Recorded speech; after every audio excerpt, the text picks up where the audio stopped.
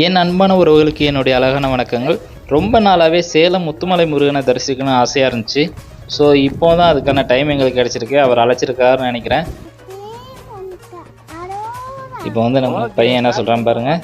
So வந்து நாங்கள் என்ன பண்ண போகிறோம் அப்படின்னு பார்த்தீங்கன்னா, முருகனுக்கு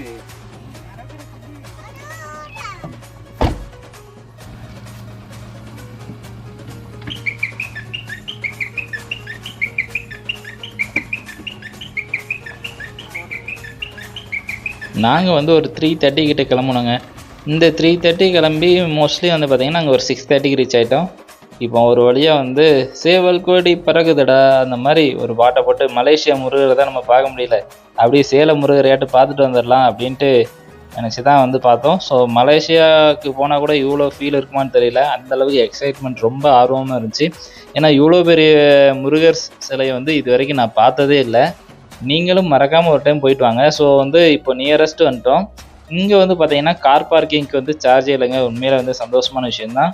அதுக்கு மட்டும் இல்லாமல் பார்த்தீங்கன்னா நம்மளோட எப்படி சொல்ல, சாமி வந்து நம்ம எவ்வளோ பக்கத்துலேருந்து பார்க்க முடியுமோ அவ்வளோ பக்கத்துலேருந்து பார்க்குற அளவுக்கு அவங்க அரேஞ்ச் பண்ணியிருக்கிறாங்க. அதில் வந்து பார்த்தீங்கன்னா சாமி பாதத்தை தொட்டு பார்க்குறதுக்கு 10 ரூபீஸ் சார்ஜ் பண்ணுறாங்க. அதுக்கு வந்து பார்த்தீங்கன்னா 2 விபூதி பாக்கெட் வந்து நமக்கு கொடுத்துட்றாங்க. ஸோ ஒரு ப்ரைவேட் ஆர்கனைசேஷனாக இருந்தாலும் நல்லா மெயின்டைன் பண்ணுறாங்க, நீட் அண்ட் க்ளீனாக வச்சுருக்குறாங்க. ஸோ அது வந்து உண்மையிலே வந்து வரவேற்கத்தக்கது தான்.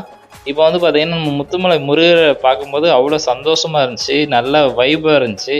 ஏன்னா நம்ம நியரஸ்ட் பக்கத்தில் போக போக என்னமா இருக்கிறாருப்பா, இங்கு தீயோரை கழுவேத்து என்பேலையா அந்த மாதிரி பாட்டை போட்டு ஒரு ரீல்ஸை போட்டுட்டு அப்படியே அவரை நல்லா பார்த்து சாமி கும்பிட்டுட்டு நம்மளுக்கு என்ன வேண்டுதலில் இருக்கோ அதெல்லாம் வந்து பண்ணிவிட்டு பக்கத்தில் கீழே வந்து பார்த்திங்கன்னா நம்மளோட முருகன் சிலை வந்து வச்சுருக்குறாங்க. நம்ம நார்மலாக அபிஷேகம்லாம் பண்ணி வணங்குற மாதிரி அந்த சிலை வந்து பக்கத்தில் தான் இருக்குது. சுற்றி பார்த்திங்கன்னா கடைகள் அந்த மாதிரி நிறைய இருக்குது.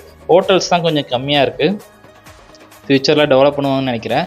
அது மட்டும் இல்லாமல் ராஜகோபுரம்லாம் வந்து ரெடி பண்ணிகிட்ருக்குறாங்க. ஒரு வழியாக நல்லபடியாக சாமி தரிசனம் கிடச்சிது. நாங்கள் போன அன்றைக்கி கூட்டம் கம்மி தான். ஸோ நல்லபடியாக சாமி பார்த்துட்டோம். அது மட்டும் இல்லாமல் இங்கேருந்து பார்த்திங்கன்னா ஆப்போசிட்டில் வந்து முருகரோட முகம் தெரிகிற மாதிரி ஒரு மலை இருக்குது. இந்த லிஃப்ட்டில் ஏறி பார்க்கணுன்னா பகலில் தான் பார்க்க முடியும்னாங்க. நாங்கள் போன டைம் நைட்டு, ஸோ அதனால் பார்க்க முடியல. பட் ஆனால் லைட் எஃபெக்டில் முருகரை பார்க்குறது ரொம்ப சந்தோஷமாக இருந்துச்சு. அது மட்டும் இல்லாமல் வெயிலும் கம்மியாக இருந்ததுனால கூட கொஞ்சம் நேரம் அங்கே இருக்கிற மாதிரி நம்ம பிளான் பண்ணிட்டோம். அங்கே வந்து பார்த்திங்கன்னா முருகர் கையில் தேன் கூடு கட்டிருந்துச்சு. அது பார்க்கும்போது கொஞ்சம் வர்றா, அவரே வந்து தேனும் தினைமாவும் சாப்பிட்றாரு, அதனால தேன் டேரெக்டாக போயிடுச்சு அப்படின்னு நினச்சிக்கிட்டு முருகரை நல்லபடியாக பார்த்துட்டோம். ஸோ நீங்கள் இந்த கோயில் போயிருந்தால் கமெண்ட்ஸில் தெரிஞ்சுக்கோங்க. வெற்றிவேல் முருகனுக்கு ரோகரா.